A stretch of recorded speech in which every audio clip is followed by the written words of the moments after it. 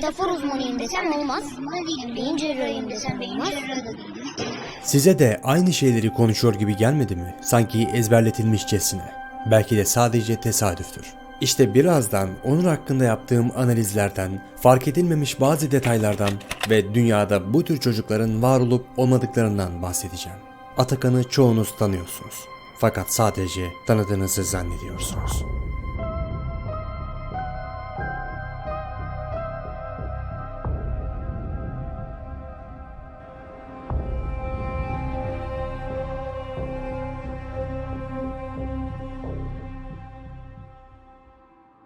Atakan hakkında benden videolar istediniz. Fakat hemen video yapmak istemedim. Çünkü bu basit ve anlamsız olurdu. Birini analiz etmek en azından biraz tanıyabilmek için belli bir süre geçmesi ve bu sürede tüm yönleriyle gözlem yapılması gerekmekte. Örneğin siz dışarıdan bir gözle baktığınızda Atakan hakkında ne düşünüyorsunuz? Sanırım çoğunuz akıllı, zeki, çalışkan olduğunu düşünmekte. Hatta bazıları bu çocuk nasıl olur da bu şekilde konuşabilir? Sanki büyümüş de küçülmüş demekte. Bu yaşta ülke ve ülkelerin sorunlarıyla ilgilenmekte. Hatırlıyorum da o yaşlarda ben sadece çocuktum. Hayatı arkadaşlarla eğlenerek yaşayan, herkesin oynadığı mahalle oyunlarını oynayan, çizgi filmler seyreden ve çizgi romanlar okuyarak hayal dünyamı genişleten biriydim. Yani diğerleri gibi sıradan bir çocukluk. Elbette o yaşlarda da bilgece konuşan, yetenekli olan çocuklar da vardı. Görmüş olduğunuz kitabı Tarık ne kadar zamanda okuyorsun bunu? 1 dakika. 1 dakika içerisinde Bunlar sadece biraz daha becerikli, zeki fakat yine de sıradan çocuklardı. Peki biliyor musunuz? Aslında Atakan da böyle bir çocuktu.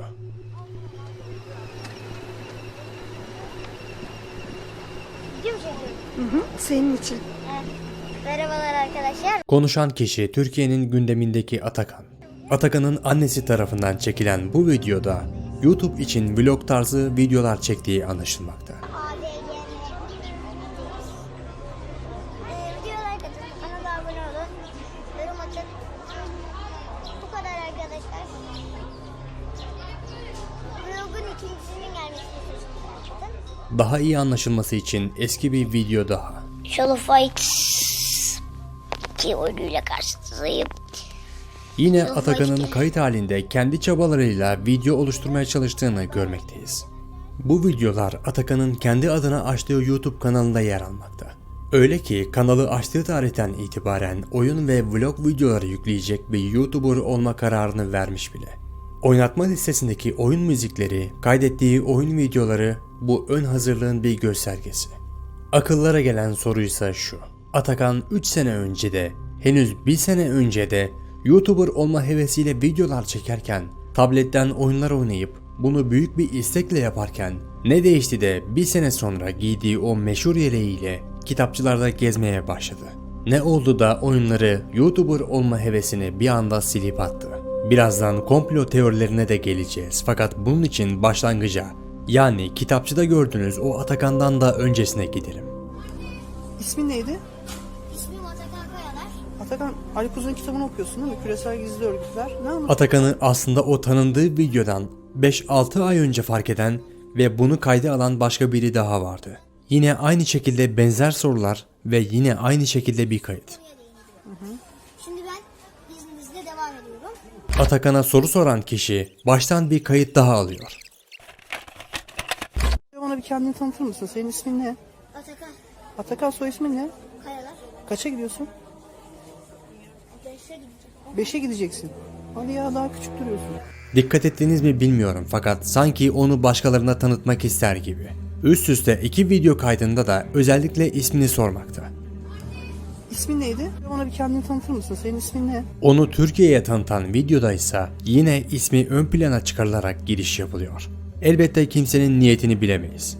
Eğer bu duruma şüpheyle yaklaşacaksak, bu videoyu çekip yükleyenlerin, videonun hızla yayılmasını sağlayan kişilerin, bir çocuk üzerinden başka amaçları olanların ya da bu üçünü de kurgulayanların bir planı olabilir. Bunu özellikle belirtiyorum çünkü birçok kişi Atakan'ın yeleğiyle, ezberletildiği söylenen kelimeler veya kitaplarla Metafor uzmanıyım desem olmaz. Beyin cerrahıyım desem olmaz. ve vermek istediği mesajlarla bir proje olduğunu düşünüyor. Anarşi. Tek yol anarşi. Hatta bazıları daha da abartıp onlar gibi çocukların DNA'larıyla oynanmış üstün bir ırk olduklarını söyledi. Fakat bu çok da gerçekçi değil. Ama Atakan ve ona benzer çocuklar için söylenen başka bir şey daha var. Kristal çocuk. Onlara böyle denilmesinin elbette bir sebebi var. 1995'ten sonra doğmuşlardır. Onları tanımak için gözlerine bakmalıyız. Gözleri iri ve etkileyicidir. Uzun ve dikkatli bakarlar. İstemsizce özgün bir dil kullanırlar. Mistik konulardan söz edebilirler. Sanki her biri filozoftur. İnatçı ve kararlıdırlar. Biz Böyle söyleyecek. eğitim... Ve bazı zamanlarda da otoriter. Ben Şu an çok söyleyeceğim. heyecanlıyım, Tamam. özür dilerim. Tamam seni öyle alalım biz. Onlar sanki başka bir gezegenden gelmiş gibi insan içinde ayırt edilecekler. Öyle ki dünyadaki tüm bilgileri öğrenmek isterler. Dünyamızı baştan sona tanımak. Öğrenmek istiyorum. Zevk için olsaydım gerisine kadar okur, sonrasında bırakır ve kütüphanedeki tozlanmış raflara atardım. Ama öğrenmek istedim. Ünlü yazar ve hipnoterapist Dolores Cannon onlardan şöyle bahsetmekte. The children that are coming in right now are the special children. This is a whole new generation of children. The teachers don't understand them, the parents don't understand them. A lot of them have talked to me and told me. Benim gideceğim okulda ödevlerin daha az sıklıkla verilmesi gerekiyor. They don't like school because they don't understand what's going on. They learn things too fast. They go in there and they ask them an answer to a problem and they give them the answer and then the teacher says, well, how did you find the answer? They said, I just knew it. Atakan hakkındaki kişisel fikrimi videonun sonunda söyleyeceğim. Fakat ondan önce hakkında ortaya çıkan komplo teorilerine bakalım. Atakan aslında sadece kitaplarımı ezberliyor. Bazıları Atakan'ın bu kitapları ezberlediğini ve söylediği kelimelerin bu kitaplar içinden akılda kalanlar olduğunu düşünmekte. Nihilizmden konuşalım madem burada. Nihilizm. Evet. Oo. Sence nedir nihilizm?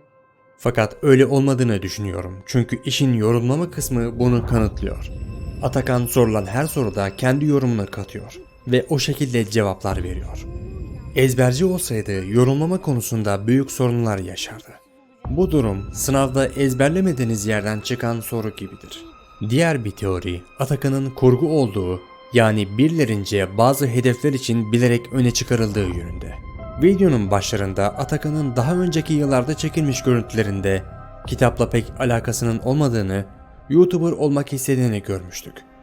Kısa süre içindeki bu muazzam değişim işte bu soruyu akıllara getirmekte. Atakan'ın fikirleri nasıl oldu da birden değişti ve günde ortalama 300 sayfa kitap okuyan birine dönüştü? O 250 düzesi. Bu konudaki fikrinizi yorumlara yazabilirsiniz. Son teori ise şu. Atakan bir kristal çocuk mu? Aslında onlara ait özelliklerin birçoğu Atakan'dan mevcut. Onu dikkatli izlerseniz konuşma halindeyken elleriyle bir işaret dili kullandığını görebilirsiniz. İri gözlerini ve dikkatli bakışlarını fark edebilirsiniz. Yeri geldi mi otoriter olduklarını da. Hatta gizemli davranışlarını bile. Nereden oldu bu alışkanlık, nasıl geldi sana? Kayıttan sesler. Bunlar belki de onun kişisel davranışlarıdır. Belki de normal, sıradan, sadece biraz daha olgun bir çocuktur. Kişisel görüşüme göre Atakan gerçekten de eğer varlarsa kristal çocukların birçok niteliğini taşıyor ve onu illa kategorize etmek gerekliyse onu bu kategoriye dahil edebilirim. Aslında benim merak ettiğim şey işte tam da bu. Kristal çocukların varlığı. Sizce onlar gerçekten de var mı? Bu videonun devamının gelmesini isterseniz videoyu beğenmeyi ve abone olmayı unutmayın. Ben Nigma. Görüşmek üzere.